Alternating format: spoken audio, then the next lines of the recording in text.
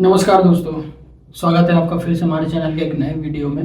और दोस्तों, थंबनेल से आपको पता चल ही गया होगा कि आज का टॉपिक क्या होने वाला है। तो बिना देरी किए हुए इस टॉपिक को शुरू करते हैं कि क्यों मैंने अपना पहला जो गवर्नमेंट जॉब ग्रुप डी का था वो क्यों रिजाइन किया, क्या कारण था इसके पीछे रिजाइन करने का।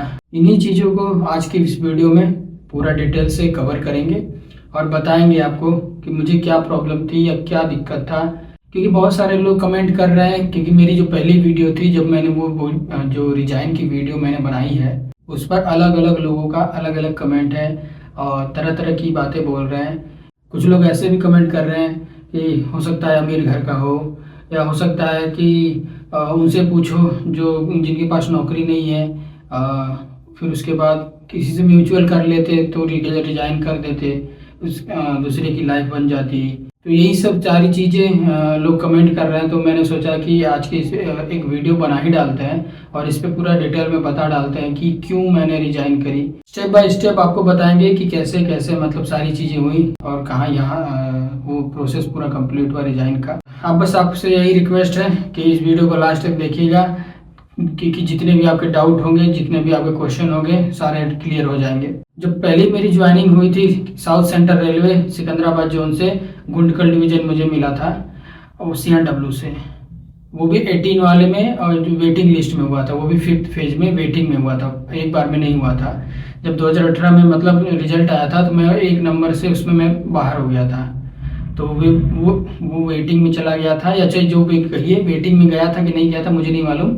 लेकिन वो फिर 2022 में लगभग 3 साल बाद 2022 में उसका वो क्या नाम है, कटअप कम करके पैनल निकालता है और 5th फेज में मेरा सिलेक्शन हो जाता है। 5th फेज में सिलेक्शन हो जाता है, आता है 2022 के जनवरी फरवरी के आसपास आया था शायद, मुझे जहाँ तक याद है। फिर उसके बाद वो सारी प्रोसेस करा लिया, ज्वाइनिंग वगैरह सब क्या नाम है करा लिया। सब प्रोसेस कराते कराते सितंबर आ गया था, तो सितंबर अक्टूबर में ज्वाइन किए थे हम। अक्टूबर 2022 में मैं ज्वाइन किया था कंप्लीटली, वहाँ पे ज्वाइन कर लिया था 22 अक्टूबर को।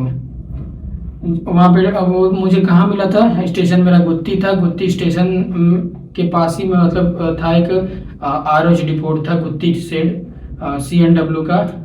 तो वहाँ पे मुझे मतलब ROH डिपोट मिला था गुत्ती का।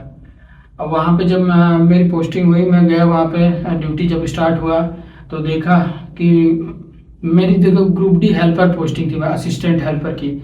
और हेल्पर की दोस्तों जानते हैं क्या होता है, हेल्पर नाम से ही हेल्पर है। देखिए वहाँ पे काम क्या था, जो गुत्ती सेड का ROH डिपोट है उसमें देखिए जो मालगाड़ियाँ होती हैं, मालगाड़ियों का जो वैगन होता है उसका जो वहाँ पे ROH होता है, मतलब रूटीन ओवरहालिंग, जो 18 महीने और 24 महीने पे होता है, तो उसका वहाँ पे रूटीन ओवरहालिंग होता है। तो रूटीन ओवरहालिंग में क्या होता है कि वो सारे पार्ट पुर्जे अलग हो जाते हैं। वैगन से नीचे पूरा ट्रॉली दोनों निकल करके एक साइड में चले जाएंगे बोगी सेक्शन में, वहाँ पे भी मतलब व्हील अलग, स्प्रिंग अलग, एडेप्टर अलग और एम्पेड अलग, और सारी चीज़ें अलग अलग करके और व्हील को व्हील सेक्शन में डाल दिया जाता था। फिर उसके बाद ये तो व्हील सेक्शन, मेरा सेक्शन था ROH था।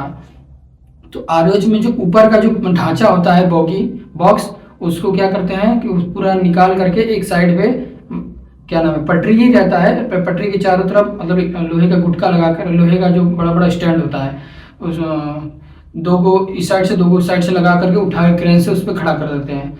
खड़ा कर देने के बाद ऊपर से क्या होता है कि जितने भी मतलब उसमें कटा हो, फटा हो, गला हो चादर, नीचे का पूरा फर्श जो लोहे का सीट होता है, फर्श अगर गल गया है तो पूरा उसको काट करके गैस वेल्डर पूरा काटता है। उसके बाद गैस कटर वाला पोस्ट होती है, गैस कटर का अलग होता है पोस्ट, वेल्डर का अलग पोस्ट होता है, टेक्नीशियन का पोस्ट अलग होता है, MCM का अलग, JE का अलग, ग्रुप डी का अलग, सब पोस्ट अलग अलग है। लेकिन JE के ऊपर का बात छोड़ दी, JE से ऊपर छोड़ दी, JE के नीचे जितने भी है, ग्रेड 1, ग्रेड 2, ग्रेड 3, MCM या ग्रुप डी हेल्पर, सारे वही काम कर रहे हैं। आप हेल्पर में जाए, चाहे MCM में जाए, चाहे कुछ ग्रेड 1 हो चाहे ग्रेड 2 हो, सबको वही काम करना है।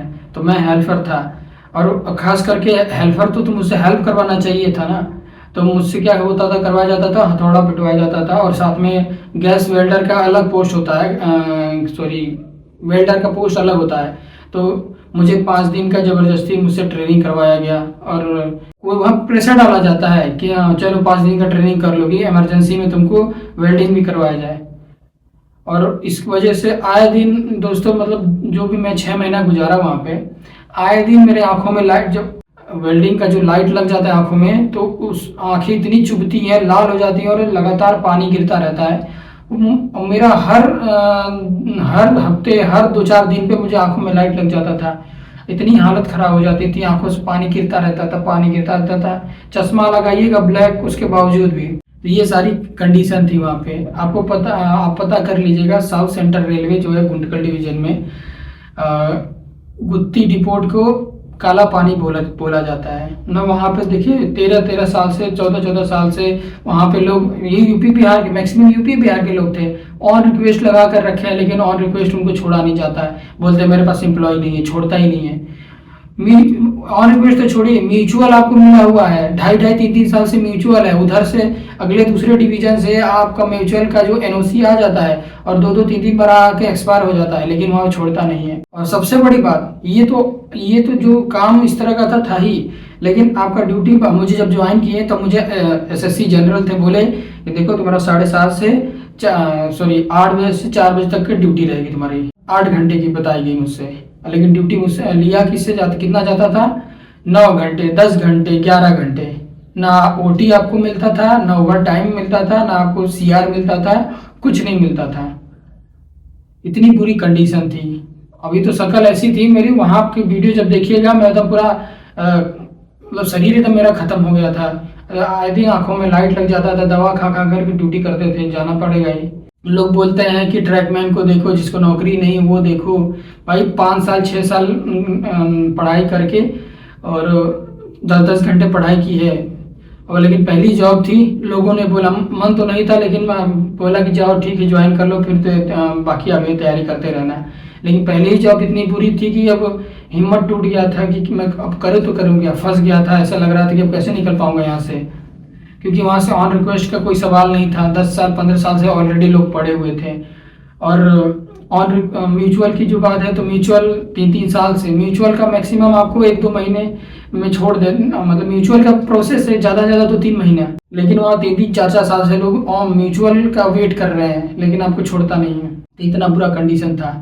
तो मैं तो फिर इतना जब कंडीशन ख़राब देखने के बावजूद मेरा पूरा मन बना लिया था कि मैं अपने घर आऊँगा, चाहे ट्रैकमैन में भी आऊँगा। तो मैंने ट्रैकमैन में म्यूचुअल के लिए ढूंढ भी लिया था, भले से जितना टाइम लगेगा, 2 महीना, 4 महीना, 6 महीना, 1 साल लगेगा, मैं ट्रैकमैन में आ जाऊँगा, वो भी तैयार था।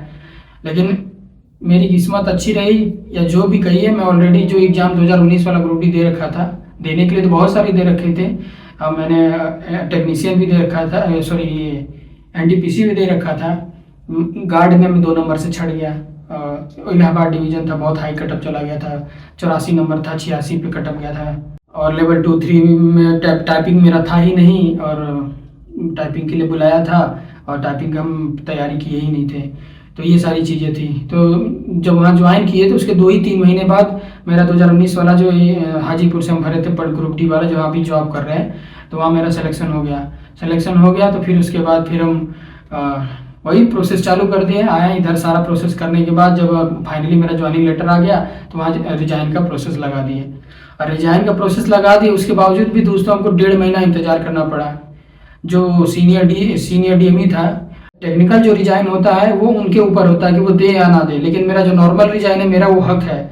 हम जॉब करें चाहे ना करें, वो मेरी, आप ज़बरदस्ती किसी से बांध के जॉब थोड़ी करा सकते हैं।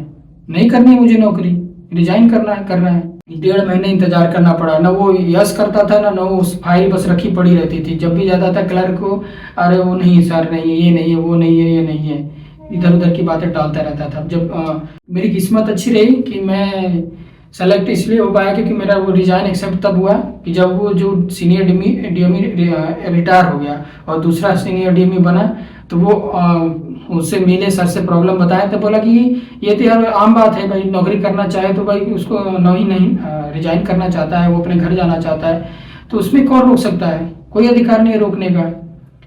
तो जब वो सब जितने भी क्लर्क थे सबसे, तो जब उनको पूछा तो बोला कि सर वही रोक के रखे थे सर, तो इनके पास कोई जवाब नहीं था। तो फाइनली वो साइन कर दिए तो मेरा रिजाइन हो गया। तो ये था सर दोस्तों, ये था असली रीजन। अब लोग बोलते हैं, कमेंट करते हैं। और रही बात कि मैं म्यूचुअल, बताओ 2-3 महीने में हम कितना जल्दी, वहाँ पे 3-3 4-4 साल से म्यूचुअल नहीं होता है, तो हम 2 महीने में 1 महीने में म्यूचुअल कहाँ से कर लेंगे। अब हमको यहाँ पे ज्वाइन करना है, 1 महीने में हमको ज्वाइन करना है, तो हम म्यूचुअल कहाँ से करा लेंगे। और जो कि ऑलरेडी मेरा एक दोस्त, मैंने पहली वाली वीडियो में बता रखा था कि मेरा एक दोस्त है कि हैदराबाद डिवीजन में है, काचीगुड़ा सेक्शन में ट्रैकमैन ही है। मैं चाहता तो उससे म्यूचुअल करा सकता था, वो उसका ट्रैकमैन है, उसको CNW मिल जाता। लेकिन यहाँ टाइम ही नहीं था। 1 महीने में हमको वहाँ ज्वाइनिंग, 2 महीने में ज्वाइनिंग करना है। और जिस डिवीजन से मैं था वहाँ पे म्यूचुअल 2-2, 3-3, 4-4 साल में नहीं होता है। तो क्या कर सकता था मैं, मेरे पास कोई ऑप्शन नहीं था रिजाइन करने के अलावा। टेक्निकल रिजाइन मांग नहीं सकता था, क्योंकि वो देगा नहीं। नॉर्मल जब रिजाइन नहीं दे रहा तो टेक्निकल क्या रिजाइन देगा। तो यही सब कारण थे। लेकिन लोग क्या है कि वो अपने पर्सपेक्टिव से सोचते हैं, अपना व्यू रखते हैं, लेकिन उनकी भी कोई गलत नहीं, क्योंकि उनको पूरा मैटर मालूम नहीं है। तो आज की इस वीडियो में दोस्तों यही सारी पूरी हिस्ट्री, ये मतलब जो रिजाइन करने का जो मेरा मेन पर्पस था पीछे, यही कारण था।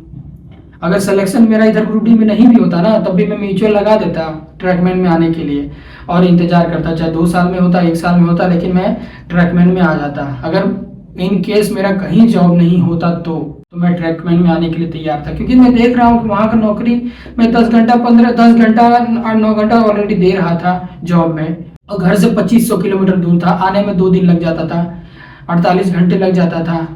अब बताइए कि आपको 40 छुट्टी मिलता है साल में, तो आप कितने दिन छुट्टी लेके आ सकते हैं। 2 दिन आपको आने में, 2 दिन जाने में लगता था। एक बार आ जाते थे घर तो जाने का मन नहीं, वहाँ चले जाते थे तो वहाँ से आपको वापस आने का मन नहीं। आप पे कोई फिक्स नहीं रहता था कब आप घर आए कब आए, टिकट मिलता नहीं था।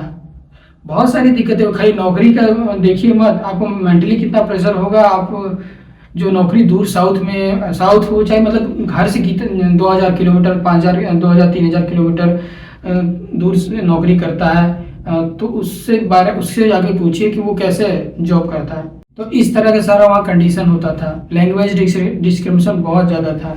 वहाँ कोई हक नहीं पता, किसी को अपना हक लेने का पता ही नहीं है। बस एक होता है ना, भेड़ बकरी की तरह एकदम किए जा रहे हैं 10 घंटा 9 घंटा टारगेट बेसिस पे काम होता था। आपको 5 गाड़ी दे दिया गया, 4 गाड़ी 2 गाड़ी दे दिया गया, तो आपको करना ही करना है उसको, चाहे आप 8 घंटा में करिए, चाहे आप 10 घंटा में करिए, आपको टारगेट है कि आपको करना है। ओवर टाइम जो 2 घंटे आपको हो गए 8 घंटे से ऊपर, तो उसका कोई आपको बेनिफिट नहीं, कुछ भी OT वगैरह कुछ नहीं मिलेगा, न CR मिलेगा। तो ये कंडीशन थी। तो बताइए कि हमारे पास जब मेरा ऑप्शन मिल रहा है, हमको मेरा हुआ है, तो सिलेक्शन हुआ है, तो जाहिर सी बात है, अब मेरी जगह पे कोई रहता तो वो भी यही करता, मैं छोड़ के आ जाता। तो बस यही कारण थे दोस्तों कि मैं वहाँ से रिजाइन कर दिया। और इससे ज़्यादा मैं कुछ नहीं कहना चाहता हूँ, जो था मैंने बता दिया। और आप लोगों का क्या इस पर कहना है कमेंट में ज़रूर बताइएगा। और ठीक है दोस्तों, अब इस वीडियो को यहीं समाप्त करते हैं और मिलते हैं आपसे फिर से नेक्स्ट वीडियो में। टिल देन बाय बाय, नमस्कार।